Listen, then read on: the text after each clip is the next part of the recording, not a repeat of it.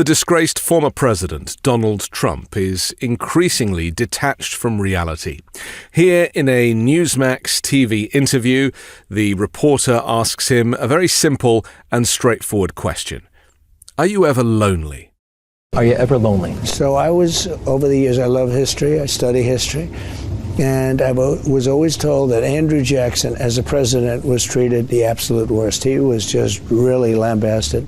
And Donald Trump's response is not a simple yes or no, but a complete tangent to talk about the fact that he loves history and he studies history.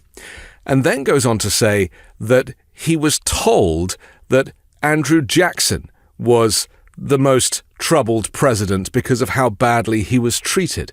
Not answering the question, not even confirming his own statement that he loves history and he reads history, because then he says that he was told that Andrew Jackson was treated badly. And I heard Abraham Lincoln was second, but he was in a thing called the Civil War, so you can understand that. But Andrew Jackson was really, really treated badly. In fact, his wife died during the process. I mean, a lot of people say she died because of the way they were treated. I mean, she was heartbroken and broken in so many other ways. Well, yes, she was broken in other ways because she had tuberculosis. Rachel Donaldson Roberts Jackson. She was married to Andrew Jackson, but she died of tuberculosis 2 years before his inauguration as president in 1829. So she didn't die as a result of how badly Andrew Jackson was treated when he was president, because she wasn't alive. And instead, the duties of First Lady fell to Andrew Jackson's niece, Emily Donaldson. This is the point that I want to make here today, and that is that Donald Trump is not just detached from reality, but he is a liar. And as you know, the Washington Post recorded Donald Trump's 30,000 plus lies during his time in office. They were all catalogued. The inventory is available for you to look at online. The guy cannot tell the truth. He is a serial liar, and he is also somebody with a personality disorder that can't answer a simple question about whether or not it's lonely at the top. And I heard that for years. And I look now, even last night I was saying it, I said, I don't care, Andrew Jackson or anybody else, nobody has, when you think of the fake things, nobody's been treated like Trump in terms of badly. Nobody has been treated like Trump in terms of badly. Not only is he a serial liar and a misogynist and a racist, but he also cannot speak English. He's reversing sentences, he's putting the beginning bit at the end of the sentence, and then, of course, he's referring to himself in the third person. In terms of Trump, he says.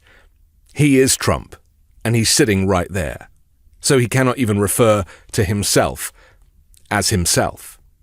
Just think about how stupid you need to be to find yourself in this word salad, both as a former president and as a future presidential candidate. The man is so flawed, and sadly, the media just is continuing to treat him like a regular candidate. This is not a regular election.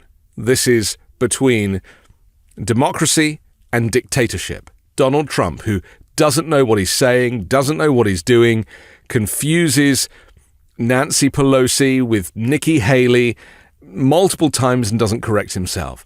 We're talking about somebody who is not just mentally compromised in terms of dementia, the fact that his ability to remember and the way that he confuses things and in fact replaces things. It's not even confusion. He is convinced that Barack Obama is the president. Then he backtracks to say, oh, well, it was satire. Well, Donald Trump is not capable of satire when he can't even put himself in the first person.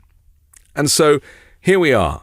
We are facing an existential crisis, but also a constitutional crisis, because this man is a moron and a liar.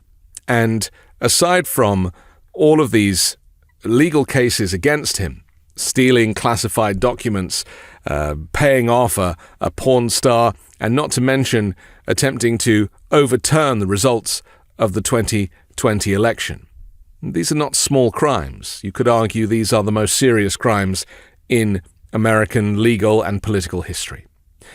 And so Newsmax, you'll see the reporter's face just humouring him, doing this, as if to say, I am on his side because I am a right-wing news channel, and yet I cannot believe what I'm hearing. That's what I was getting from the reporter, who can't correct him, who can't interrupt him, has to just allow these lies and this weird use of language to be broadcast on camera. Russia, Ukraine. Everything was a scam. And it literally starts the new one. As you win one, you start the other. Impeachment hoax number one, impeachment hoax number two. All hoaxes and scams. Russia, he claims, is a scam. Well, of course, now we are getting more evidence about Trump's collusion and involvement with Russia, now working as a surrogate for Vladimir Putin. And Ukraine, he says. Well, we also know that Donald Trump, if he was to win the election, would hand Ukraine to Vladimir Putin, no questions asked. So, he can create these phrases and deny it as much as he likes, but he is the very embodiment of these criminal events. And we are seeing it with our own eyes. And no matter how much he tries to deny it, it is absolutely clear because he is up in front of a judge and grand juries for these very crimes. Nobody has, when you think of the fake things, nobody's been treated like Trump in terms of badly. And finally, when he says nobody has been treated like Trump, no other president has tried to overturn the results of the election. No other president has stolen classified documents and compromised national security and broken the Espionage Act.